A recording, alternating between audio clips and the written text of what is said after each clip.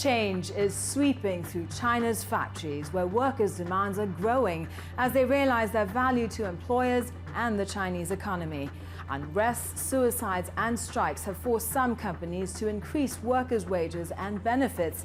The unrest has driven home a looming reality. The supply of young Chinese workers has peaked and is rapidly dropping thanks to stringent family planning policies. And today's young workers are less willing to toil long hours for dismal wages.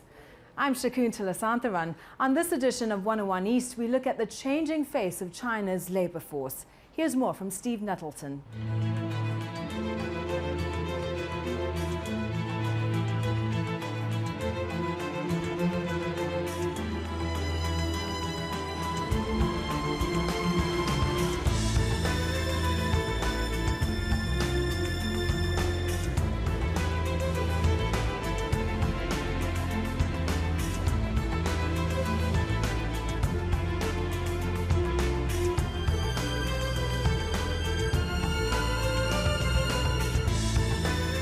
As the turbines of China's great factories spin off the cobwebs of the world economic crisis, with orders for low-cost goods surging to new highs, an awakening is taking place. The hundreds of millions of workers that have quietly powered China's export assembly line for decades are finding their voice. We are not asking for too much, just that the working hours abide by the labor law and the food should be suitable for human beings. A young, bold workforce is finding new leverage, in part because their once seemingly endless ranks are starting to dwindle. China's economy has been on a fast upward trajectory for the past 20 or 30 years, but actually there is not enough labor to support this economic growth. And their rising self-confidence creates a new burden for employers. On one hand, the raw material is more expensive. On the other, the workers are asking for higher pay. Workers are spoiled now. Their eagerness to learn and work hard is lower than those born in the 60s and 70s.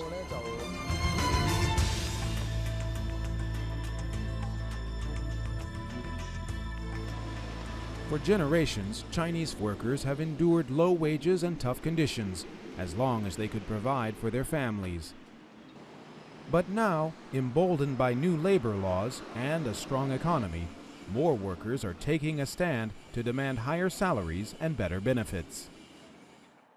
About 2,000 workers at a Honda plant in southern Guangdong province walked off the production line in May in protest of low wages.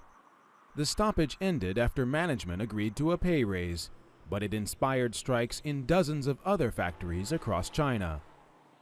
As the Honda shutdown was nearing its end, one worker, who wished not to be identified, sensed a movement was underway.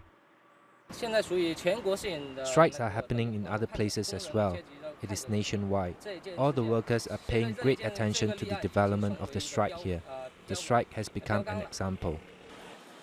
The unrest comes as a new wave of workers in their 20s takes their turn to fill factory payrolls.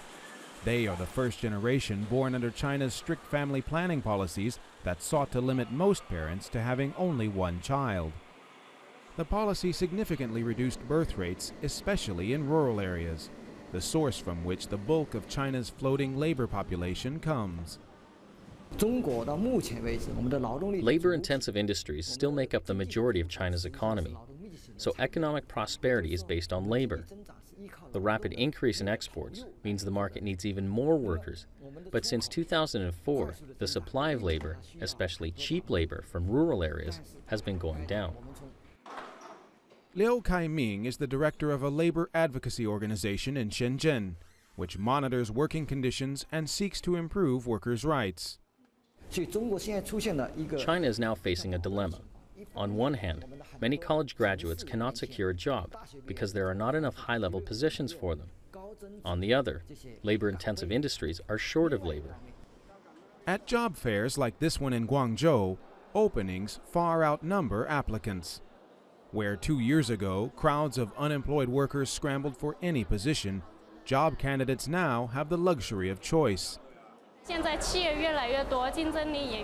It's more competitive. Pretty much everyone can get a job that they want. There are more factories and companies. 现在目前就是说还有一些厂家啊，他就言行不一致，就是说。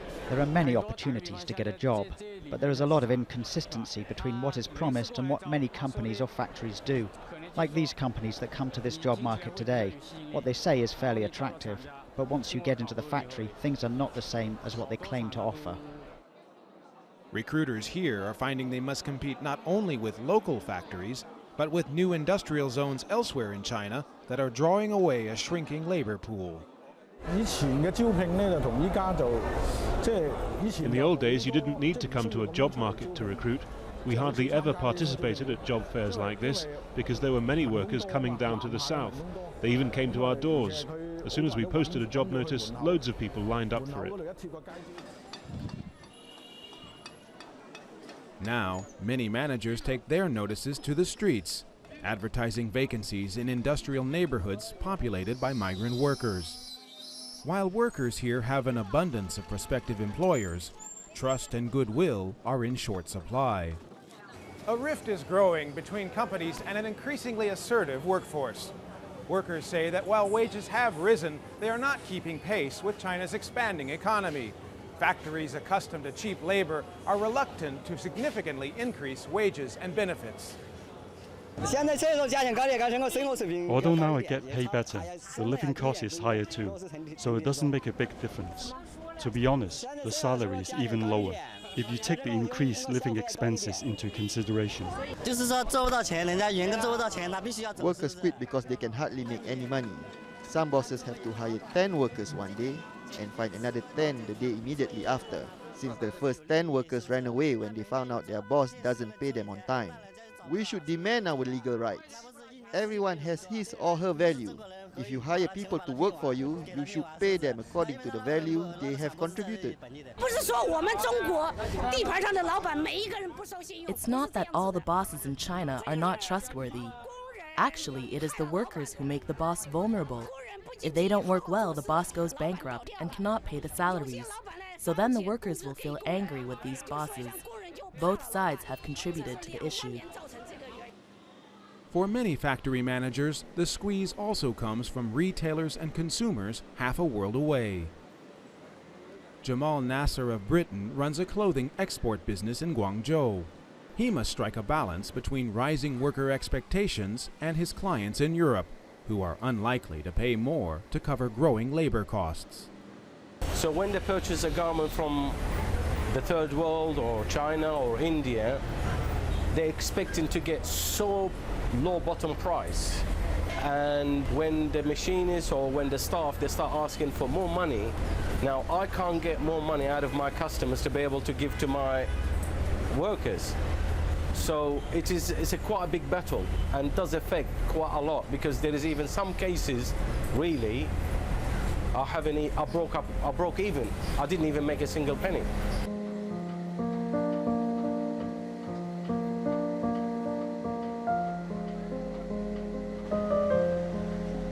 Workers born in the 1960s, like Zheng Jianbo, are used to putting up with hardship, what the Chinese call eating bitterness. These days, bosses treat workers like kings, because there are fewer workers now. Before, workers from other provinces worked very hard. Even if the boss asked them to leave, they wouldn't leave. If the work was reasonable, they worked really hard. Zheng left his hometown in Guangdong province 11 years ago when he was already in his 30s, moving from factory to factory in Guangzhou. He and his wife, Wang Ruihuan, now both work for Nasser's clothing company. I first started working here because of our living conditions. We were poor. Nothing went well back home. So we came out to work. At first, I only made $45 per month. It was very low, but it was better than working in my hometown.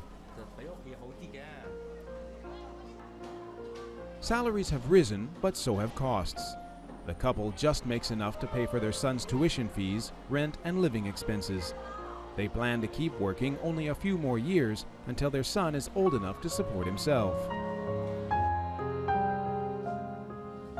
They feel they have little in common with the work ethic of younger workers. People are different from generation to generation. Before, we had to endure hardship. People now talk about enjoyment and dining out. Before, it was about having adequate clothing and food. Now, it is about being fairly prosperous and secure. Coming up after the break, Chinese workers discover that finding a job is the easy part. Putting up with it is a different challenge. It's not convenient to come out. This is not good. We don't have much freedom now. Nobody will help us. Nobody cares about us.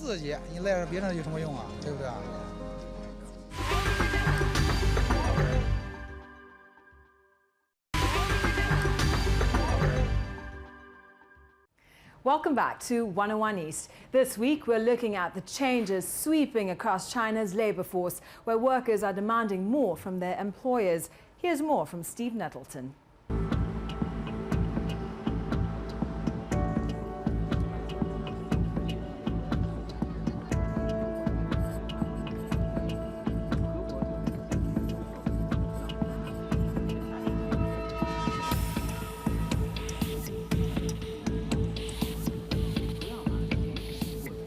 A new generation of migrant workers is streaming into China's manufacturing center of Guangdong. They are younger, better educated, and have bigger dreams than their predecessors. Unlike before, they are not here just to feed their families. They want to enjoy their share of China's economic miracle.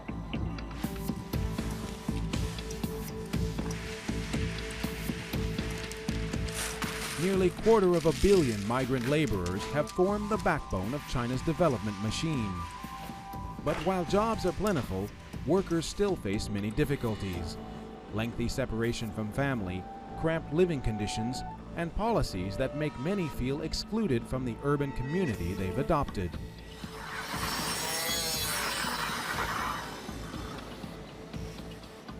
Liu Wenxiong and Hu Lihua came to Guangzhou to make a living in the garment industry.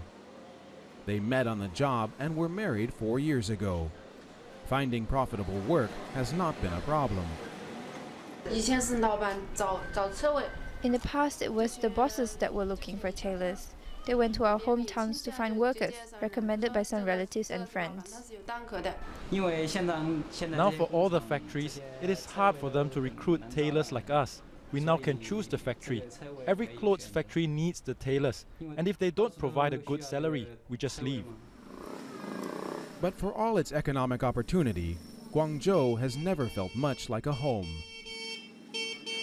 I don't think I will stay working in Guangzhou for all my life, because our children will go to the schools in our hometown. We just want to make some money with which we can go back to run a small business. Certainly we won't do migrant work for all our lives. Guangdong is a place only good for making a fortune, and it's not a nice and suitable place for living. Wherever migrants like Liu and Hu go, they will always be officially regarded as temporary residents and ineligible for certain public services. That's because, according to the government, they are still citizens of their hometown in Hubei province. China has long used a household registration permit, known as the Hukou, to control the population flow from the countryside to the cities. One social status is closely combined with their Hukou. One with a rural Hukou is destined to be a farmer. Although they can come to the cities, they are only allowed to go to a place to work. They don't have the right of migration. All their political rights and social rights as a citizen are still preserved at their residence where their Hukou is held. The policy makes migrant workers rootless and always on the go. As non-residents, they do not qualify for subsidized housing, free secondary education for their children, or public health insurance programs.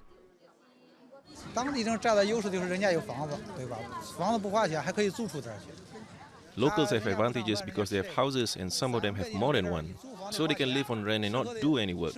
But migrant workers have to be able to afford a house on their own and also cover daily spending. The Hukou policy is a system of social exclusion, which makes it impossible for migrant workers to enjoy the advantages of economic development like others who live in big cities.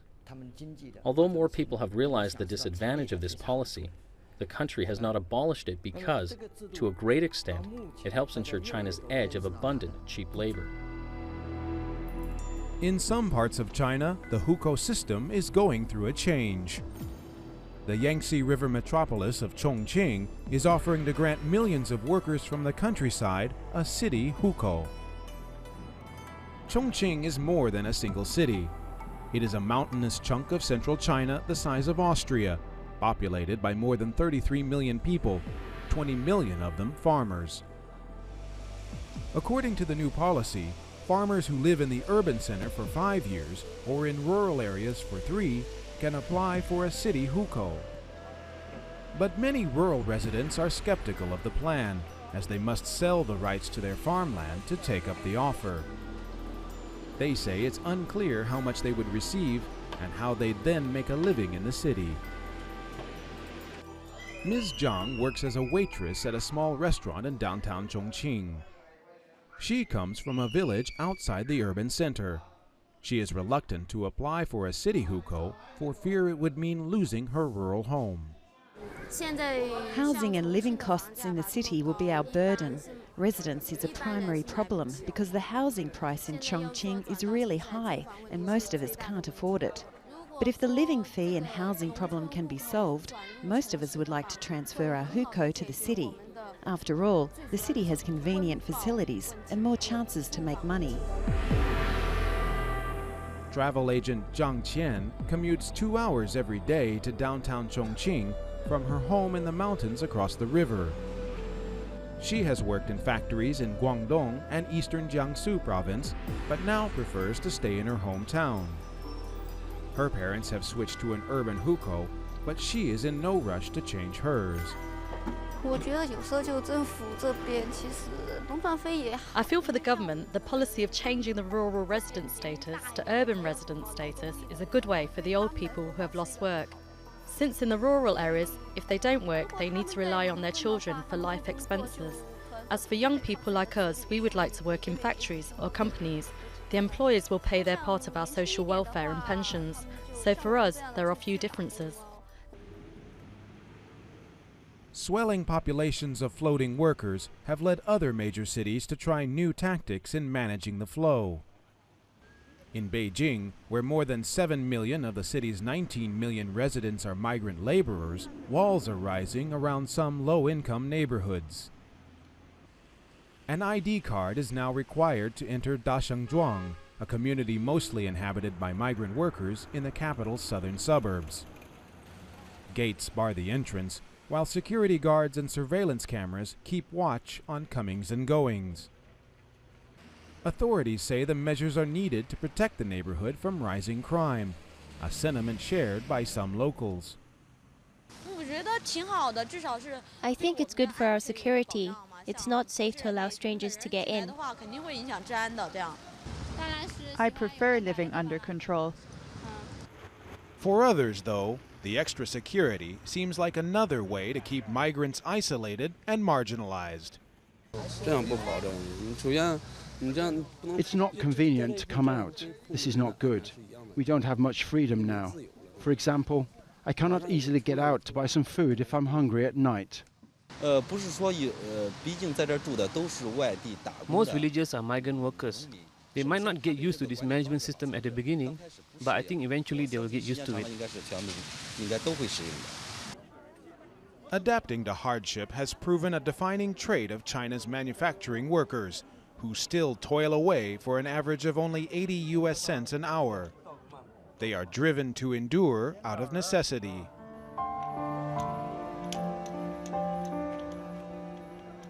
We have to stand on our own. To afford a home, you have to work on your own. Nobody will help us. Nobody cares about us. We will always work more if we can. But as the size of China's migrant workforce diminishes, so too may their willingness to put up with difficulties and low pay.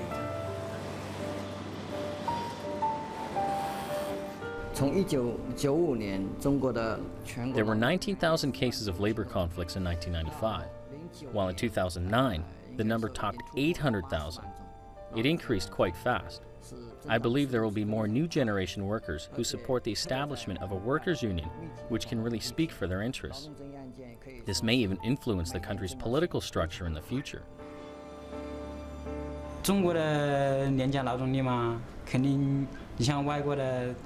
Chinese labor is very cheap. Foreign workers live a very comfortable life, only working 8 hours a day. Our living conditions are bad too. I hope my living conditions can improve. Of course, I hope food, clothes and housing can all become better.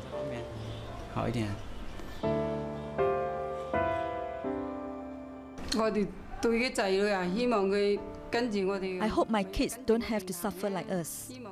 I hope they will be better than us. My son earns very little money now, but we still ask him to endure. He needs to work hard. There's no other way.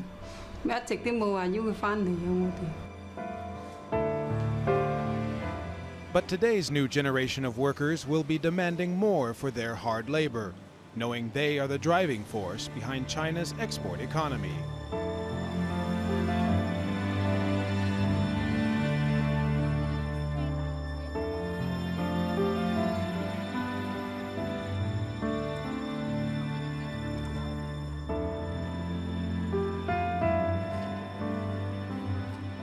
That's all the time we have for this edition of 101 East. You can follow the program on our website, podcast and Facebook.